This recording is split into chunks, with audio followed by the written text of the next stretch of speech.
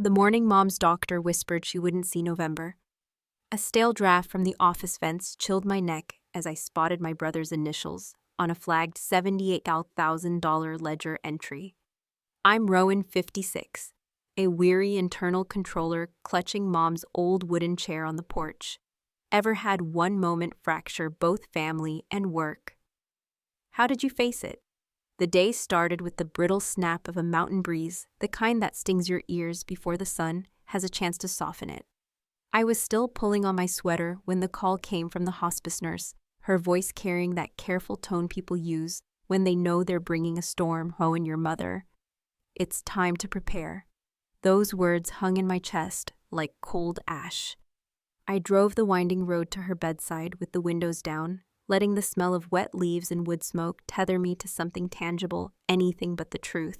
Evelyn looked smaller than I'd remembered her once sturdy hands, now thin and bird-like, as they wrapped around mine. Her breath came in careful sips, as if every inhale was on loan. "Family promises," she murmured, her voice breaking like an old record. Her gaze lingered on the ceiling as if someone or something waited there. I nodded, though I had no idea what promise she meant, whether it was about the house, the savings, or some secret she'd carried quietly, while the rest of us bickered over quarterly bonuses and holiday dinners. The nurse adjusted her blanket, but I barely noticed. I was too busy watching the slight rise and fall of her chest, trying to memorize the rhythm, in case it stopped when I blinked. By the time I made it back home, the daylight had turned that honeyed orange particular to Asheville in October. I told myself I'd make tea, maybe just sit and let the news settle, but routine tugged at me. The ledger was open on my desk, the pages still smelling faintly of toner and fresh ink. I started flipping through the quarterlies out of habit, maybe even denial. And there it was, a flagged line, $78,000, funneled through a vendor I'd never heard of, with Desmond's initials stamped like a signature at the bottom. My brother had a way of charming auditors and smiling through tough questions, but numbers don't smile, and they certainly don't lie. I traced the figure with my fingertip until the paper wrinkled slightly under the pressure, the rustle sounding louder in the quiet house than it should have. The sun was slipping below the Blue Ridge peaks when I carried my tea to the porch. The wooden chair Mom once used for knitting sat where it always had, beside the potted mums she insisted would outlast the frost. Its slats creaked as I brushed past the sound sharp, like a throat clearing in an empty room. I eased myself down on the step instead, cupping the mug for warmth, letting the cool air lift dry leaves across my shoes. The chair seemed to watch me, silent but full, as if holding the echoes of her humming lullabies that used to drift through these evenings. I wanted to tell myself that grief was enough to occupy me, that the ledger could wait, that Desmond had his reasons. But as the last glow of sunlight thinned and the porch light flickered on, I knew I wouldn't let it go. Grief or no grief. Mom's words, family promises, itched at the back of my mind, and the $78,000 glared like a wound. I opened my phone, thumb hovering over the contacts list, debating whether to call Desmond or Coraline for a polite explanation. Instead, I saved the ledger scan into a private folder, locked behind a password. Even my wife didn't know. The wind rattled the porch railing almost in warning. My phone buzzed, breaking the stillness. Desmond's message lit up the screen. "Don't snoop, Rowan. Some things are better left buried." I stared at the words, the glow of the screen casting my fingers in pale light, and the night air suddenly felt sharper, as if the mountains themselves were leaning in to listen. Desmond's text still lingered in my mind as I sat in the darkened office, the only light coming from the soft hum of my monitor. It was just past 5 in the morning, the kind of hour when Asheville feels like it belongs to no one but the street sweepers and the early bakers. The company server login screen blinked at me, asking for my password like a silent judge.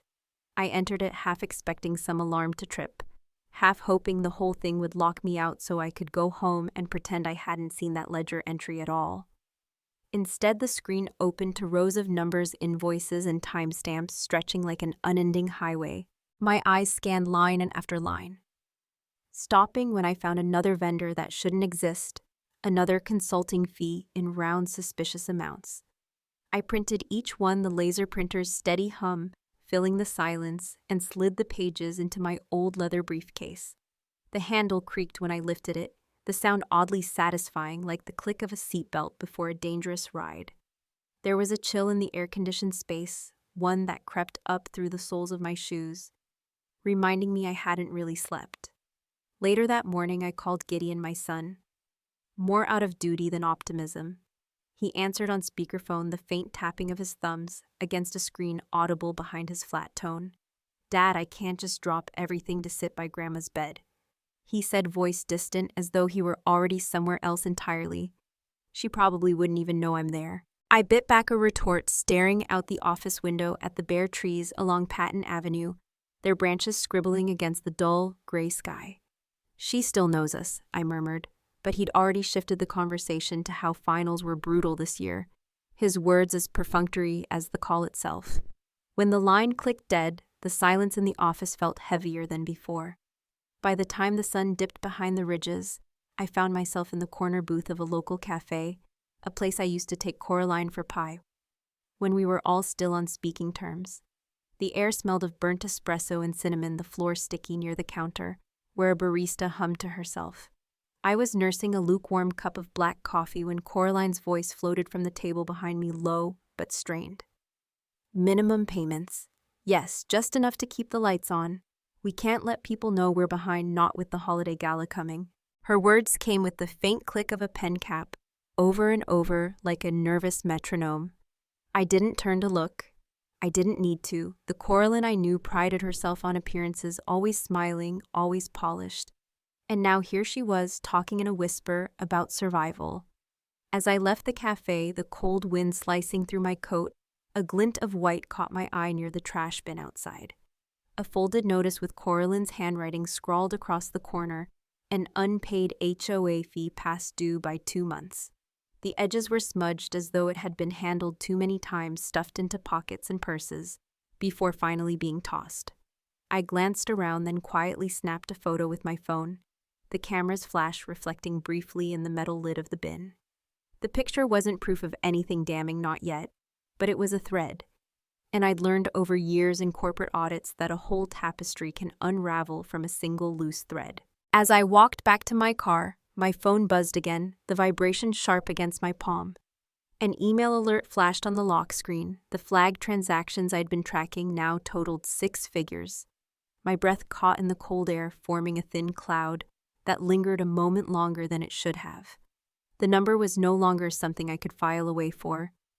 Later, it was a red flare, a beacon demanding action.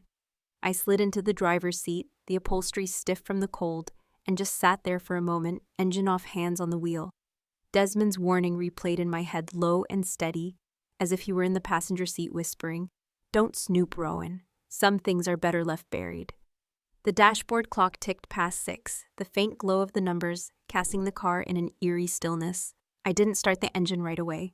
Instead, I stared through the windshield at the dim outline of the mountains, their silhouettes like sentinels keeping secrets they had no intention of sharing. Rain came down in sheets, hammering the roof of my sedan as I pulled into the lot beside Gibbons' Diner. The neon sign buzzed, faintly flickering on the Owen Open, casting an uneven glow over the puddled asphalt. When I pushed open the door, the warm smell of fried okra and cornbread wrapped around me like a worn blanket I didn't know I'd been craving. The diner's jukebox, tucked in the far corner, murmured a slow jazz tune, barely audible under the soft clatter of plates and forks. A young couple by the window whispered over me, their heads nearly touching. Pastor Gibbons sat in his usual booth, back straight despite his age, a wool cap perched just above his gray brows. He greeted me with a nod and a hand that felt both firm and forgiving when I shook it. A single candle flickered on the table between us, its flame bowing each time the front door opened and the cold draft swept in. Wax pooled at the base, a small lake slowly consuming the stub of the candle, and for reasons I couldn't name, I thought of Mom's breaths, soft, shallow, each one a little shorter than the last. "You've been losing weight," Rowan Gibbons said, not unkindly stirring his tea with deliberate slowness. His voice carried the calm cadence of Sunday mornings, the kind that made congregations feel both chastised and comforted. "But I'm guessing you're not here to talk about your appetite." I wrapped my hands around the chipped coffee mug. letting the heat seep into my stiff fingers. I found more, I said quietly. Another vendor, another fake invoice. Desmond's trail is getting bolder or sloppier. I can't tell which. He leaned back the leather of the booth, sighing beneath him. Then you already know what you must do. Document everything. Keep records tight like you always taught the interns. But Rowan? His gaze held mine steady and heavy. Proof is for justice, not for vengeance. I've seen what happens when a man lets bitterness steer the wheel. Don't let your brother turn you into something you're not. The candlelight flickered across his face, carving deeper lines into his cheeks, like the rain outside was aging both of us by the minute. I nodded, though I wasn't sure if the gesture was agreement or mere exhaustion. The clink of a fork from another table punctuated the moment, a reminder the world was still turning, even if mine felt like it was slipping out of gear. Later that night, I found myself sitting at the long oak table in Gideon's rented apartment, a half-hearted dinner spread between us. Mabel, his girlfriend, set down a casserole dish with a polite smile, her gentle nature a sharp contrast to Gideon's restless energy. He scrolled through his phone between bites, murmuring something about spring semester tuition and how my stubborn pride about family loans was making things harder than they needed to be. I chewed my food in silence, the taste of baked pasta muted by the weight of his words. At one point, when Gideon left the table to take a call, Mabel leaned closer. Her voice was soft, careful, as though she were handing me something fragile. He talks tough, but Dad's been good to us too. Don't lose him over all this. She slid a small folded note across the table. My fingers brushed hers for just a moment before I pocketed the slip without looking at it. Her eyes lingered on mine, a plea more potent than the words themselves.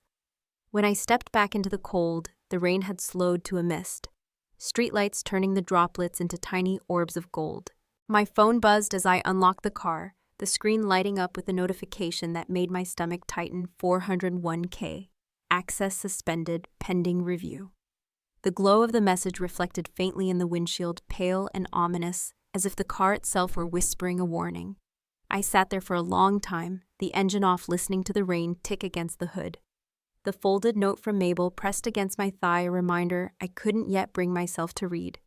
The candle at Gibbons' diner still burned in my mind's eye, its wax spreading wider, the flame dimming, but not yet gone. The frost on the porch railing glittered like powdered glass as I stepped outside, the morning air so sharp it stung the inside of my nose. The wooden chair, Mom's old chair, sat where it always had, a silent sentinel, overlooking the yard. Its weathered slats creaked as I pressed my hand down on the armrest. The same hand clutching a printed email that had turned my stomach cold long before the winter air did. 401k access suspended, pending review. The words glared up from the page like a verdict, not a notice. A faint scent of wintergreen drifted from the shawl, still draped over the chair's backrest. Mom had worn that shawl every autumn for years, knitting quietly as she hummed songs too old for me to name. The smell was faint now, almost imagined, but it clung to the fibers like her presence was unwilling to let go, even as the rest of our family seemed to unravel thread by thread. I closed my eyes for a moment, the cool sting of the air mixing with something warmer at the corner of my eyes. My phone vibrated in my coat pocket. I pulled it out, thumb trembling just slightly as I swiped the screen. A voicemail from Desmond, timestamped just before dawn, played through my earbuds, his voice a mix of charm and panic. "Rowan, it's temporary. I'll fix it. Just don't involve the board. It'll all smooth out in a week or two." His words tumbled over each other like a man trying to talk faster than the truth could catch him. The message ended with a click, abrupt and hollow, leaving the winter wind to fill the silence. I sat down on the porch step, the boards beneath me, cold enough to bite through my jeans, and let my mind wander back to Coraline's clipped phone call I'd overheard at the cafe weeks ago. Words about minimum payments, image keeping up appearances. It wasn't just Desmond's recklessness. It was both of them, a performance they couldn't afford but refused to abandon. I rubbed my thumb along the edge of the printed email until the paper's corner bent and softened. The sun had barely set when I found myself at the kitchen table, a blank email draft glowing against the darkened window reflection. My fingers hovered over the keyboard for longer than I'd like to admit. Each word I typed felt like another crack spreading across the fragile surface of what remained of our family. To corporate counsel, subject urgent financial irregularities. Confidential. The letters blurred for a second as my hand jerked involuntarily. The tremor I'd been trying to hide from myself, finally refusing to stay hidden. Somewhere between the second and third paragraph, the sound hit me. A sharp splintering crack beneath my hand on the armrest of Mom's chair, loud enough to make me flinch though no one else was there to hear it. The old wood had given way under my grip, a jagged split running through the grain. I stared at the fracture for a long time, my chest tightening in rhythm, with the icy wind slipping under the porch roof. It wasn't just the chair breaking, it was the sound of trust of blood ties of something that once felt unshakable splintering under weight it couldn't bear. By 2 a.m, the email was ready. My desk lamp cast a small, tired circle of light over the keyboard, the rest of the house swallowed in shadow. I reread my words twice, 3 times, making sure every date, every invoice, every flag transfer was exact. My thumb hovered over send for a breath too long, as if some invisible part of me still hoped for an excuse to delete it all. Then my laptop chimed. A new message slid into the inbox like a whisper in the dark. Meet tomorrow, bring everything, quietly. The corporate counsel's reply was short, clinical, and final. My reflection in the dark window looked older than I remembered, the lamplight accentuating the lines at the corners of my eyes. Outside, the frost had thickened into a thin crust of ice along the porch railing. The broken chair sat motionless in the dark, one splintered arm catching the faint glow from the kitchen. I shut the laptop, let the glow fade, and sat for a moment listening to the hum of the refrigerator and the distant sound of a train cutting through the mountains. The night felt heavy but not silent. Something was always moving, even in the stillness. The envelope sat on the corner of my desk, all week, the glossy cardstock peeking out as if taunting me. Housewarming celebration, February 12th. Desmond's name in thick silver script. Coraline's in smaller looping letters below. I hadn't planned to go. I didn't need to see the stone and glass monument to their ambitions, or stand under pendant lights while everyone pretended the numbers on a ledger didn't matter. But that morning, I slid the invitation into my coat pocket, not because I wanted to celebrate, but because it was time to end the waiting. As I drove through Asheville's hills, the weather felt out of place, 60 degrees in February. A warm spell, the radio said, wouldn't last. The trees were still bare, their branches clutching at the blue sky like bones, but the scent of charcoal and hickory smoke drifted from Desmond Street before I even parked. His new house gleamed at the end of the cul-de-sac, all sharp lines and glass panels reflecting the sun, a place built to be seen more than lived in. Wilson, the attorney, met me by the curb. His tie was crooked, his brow damp even in the mild air. Beside him, a stocky bailiff with the neutral face checked the folded documents in his hand. We didn't speak much. We didn't need to. I could feel my pulse slow, not quicken, as I adjusted the weight of the leather folder inside my coat. The pages were heavier than they should have been. Copies of wire transfer signatures. I never gave loan agreements tied to my name like chains. Inside, the party hummed with polite laughter and the clinking of glasses. Desmond floated through the open-plan rooms like a man on stage, a host so polished it almost masked the faint sweat stains forming beneath his collar. Coraline stayed near the fireplace, her hand never leaving the stem of her wine glass, knuckles whitening as guests cooed over the new furniture. I kept to the edges, a quiet shadow near the sliding glass doors, listening to the low hum of conversation while barbecue smoke from the back deck snuck inside, stinging my eyes just enough to sharpen my focus. Desmond tapped his glass with a spoon, drawing a gentle hush over the crowd. To new beginnings, he said, voice rising and falling in a rhythm rehearsed to sound casual. To family, friends, and the hard work it takes to build something worth celebrating. Guests clapped, glasses raised. His smile lingered just a little too long on mine. Across the room, a flicker of unease behind the charm.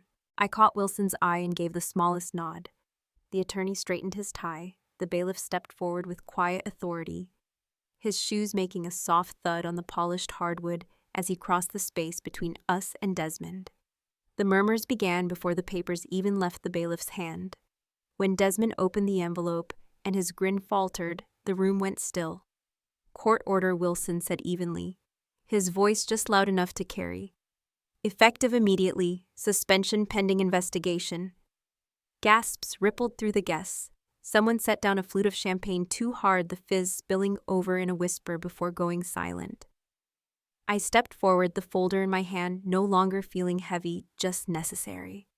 "For those wondering," I said, my tone steady, "my brother's generosity extends to forging my name on a $200,000 $1,000 loan and siphoning company funds into shell accounts. All while our mother lay dying, he and Coraline made sure the books looked clean." Desmond stammered something. "It's not what it looks like, maybe," or "This isn't the place," but the words tangled in his throat.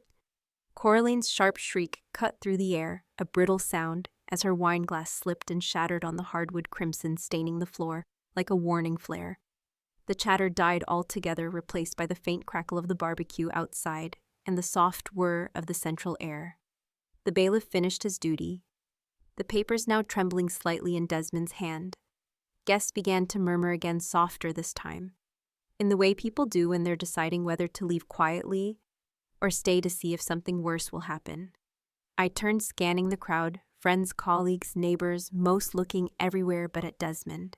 No one rushed to his side. By the time the last toast had curdled into awkward goodbyes, the house felt hollow, the kind of silence that amplifies every creak of the floorboards. Coraline brushed past me near the foyer, her perfume sharp enough to cut through the lingering smoke.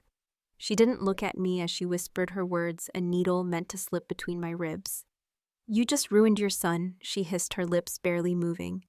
"You happy now?" I watched her walk out to the drive, her heels clicking like punctuation on a threat I didn't know how to answer yet. The front door closed behind her, leaving me standing in the foyer. The faint hiss of the barbecue outside, still snaking through the half-open windows. For the first time all night, I noticed my hands weren't shaking. Not yet. The front door slammed behind me, rattling the glass panes as I stepped into the cool evening air. The warmth from the party, its clinking glasses, and nervous chatter faded into a muffled hum behind the closed door. The backyard was mostly empty now, the last cars pulling away their tires, crunching over the gravel drive. A breeze slipped through the hedges, carrying with it the faint scent of charcoal and burnt sugar from the grill. I had made it halfway across the flagstone path when I heard the quick, uneven footsteps behind me. Rowan Desmond called, his voice thinner than I'd ever heard it. When I turned, he stood in the doorway, framed by the warm glow spilling from the house, his face pale, his tie loose like a noose. He stepped down onto the patio, each movement deliberate, like he was still deciding whether to beg or to bite. "You didn't have to do this," he started, his voice cracking as he glanced toward the empty driveway. "You could have come to me, talked to me before you humiliated us in front of everyone." His eyes darted to Coraline, who lingered near the porch, silent, her mascara streaking faintly down her cheek. She looked smaller than she had inside, all the poise drained away with the guests. I stayed still, hands in my coat pockets, feeling the weight of everything I'd carried these past months settle into my shoulders like lead. "You forged my name on a loan, Des," I said quietly. "And you drained company accounts." There wasn't a conversation left to have. His jaw worked as if he were chewing on a lie and deciding it wasn't worth the effort. "It was credit, Rowan. Just credit. You're almost 60, you don't need it the way I do. You've got no mortgage, no college bills. It was numbers on a page, not your life." The words hung between us, sharp and cold. I thought about the nights I'd sat at the kitchen table years ago, crunching overtime pay to make sure Mira could stay in her dorm, taking on side contracts, while my knees ached and my back screamed. I thought about Evelyn humming on that wooden porch chair, telling me once that family wasn't about fairness, it was about showing up. "You think I don't know about sacrifice?" I asked, my voice firmer now, though it barely rose above the rustle of the hedges. "Who do you think covered your first failed venture? Who pulled strings when your bonus got withheld in 2000? I worked jobs. I never told anyone about Des. Slept in my car more nights than I care to count, so you could stand in rooms like the one behind us. He flinched just slightly, but his eyes didn't soften. They hardened, if anything, a flash of something close to resentment cutting through his desperation. "And you never let me forget it," he shot back, his tone sharper now. "Every favor, every handout, you wore them like badges. I was always the kid brother who couldn't hack it without Rowan swooping in. You want to know why I did it? Because for once I wanted to build something that was mine, not stamped with your approval." His confession didn't sound like an apology. It sounded like a ledger entry. Balance justified. I saw it then, the gray of him, the way shame twisted in his gut.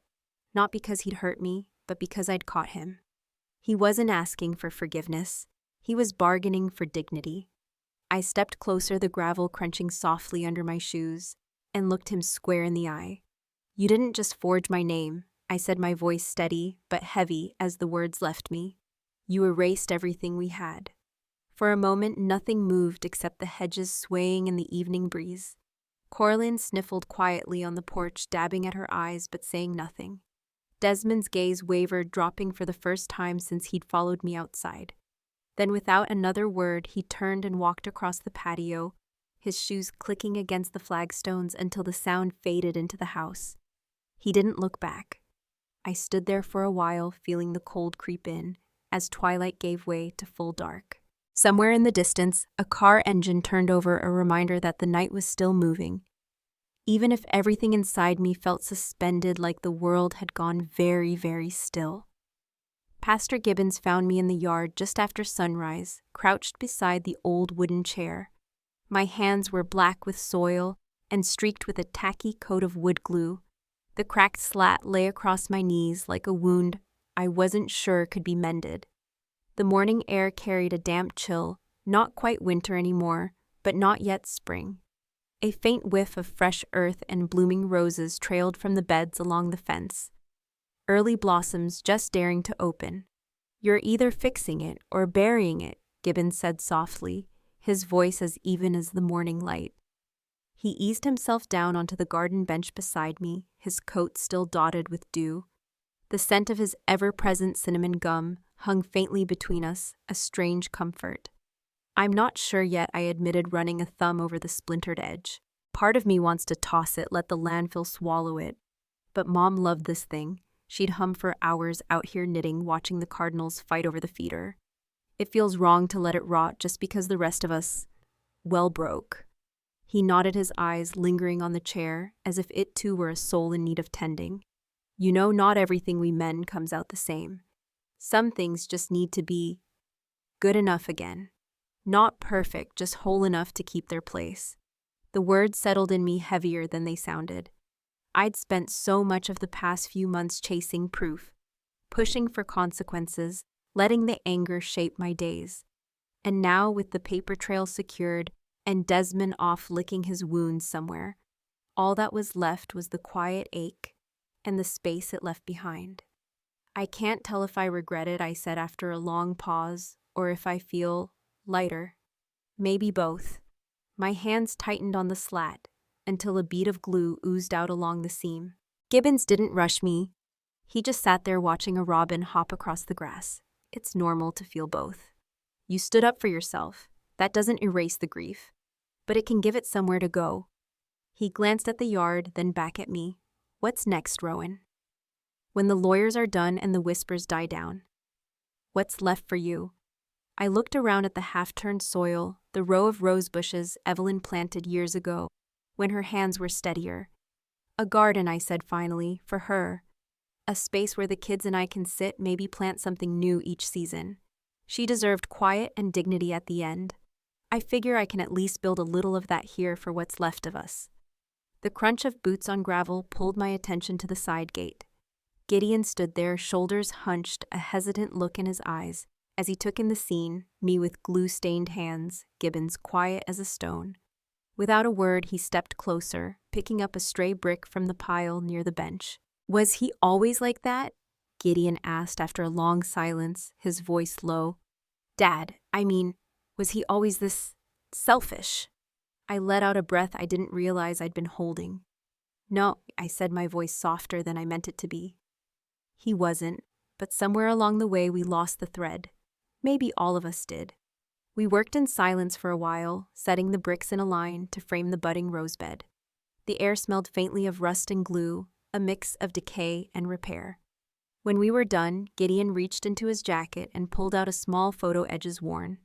Evelyn sat in her chair in the picture, her knitting needles mid-motion, her smile gentle but bright. Without a word, he placed it gently on the seat of the restored chair. For the first time in weeks, the yard didn't feel like a graveyard. It felt like a place waiting for something to grow. The screen door creaked behind us, and a small envelope slid onto the workbench. My name was scrawled across the front in Coraline's neat, looping handwriting. I opened it, hands still tacky from glue. Inside, on a single folded sheet, there was just one line: "You may have saved him."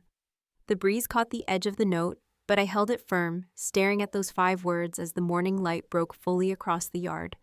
The daffodils bloomed early this year, their yellow trumpets opening in neat rows along the edge of the garden. Mom always said that meant hope was impatient, that life sometimes couldn't wait for the right conditions to unfurl. Standing in the center of the yard, I could almost hear her voice again, low and lilting, telling me to let the roots take before you expect flowers. A burst of laughter carried over the fence from the street, high and unfiltered, the kind of sound you can't fake. A trio of neighborhood kids darted along the sidewalk, pausing at the gate before bounding inside. Their sneakers thudded against the brick path as they joined the small crowd gathering around the new plaque. The sunlight was generous that afternoon, laying a soft gold wash over everything: the trimmed hedges, the patchy lawn still waking from winter, the chair I'd spent so many hours mending. The plaque set just beneath the largest rosebush gleamed as Pastor Gibbons gently brushed away the last speck of dust with his sleeve. "Evelyn Callister Memorial Garden." He read aloud, his voice steady. "For quiet lives and unshaken roots." There was no applause, just a ripple of stillness as everyone looked around, the neighbors, a few colleagues from the company, even Coraline. Hovering by the fence, her face unreadable.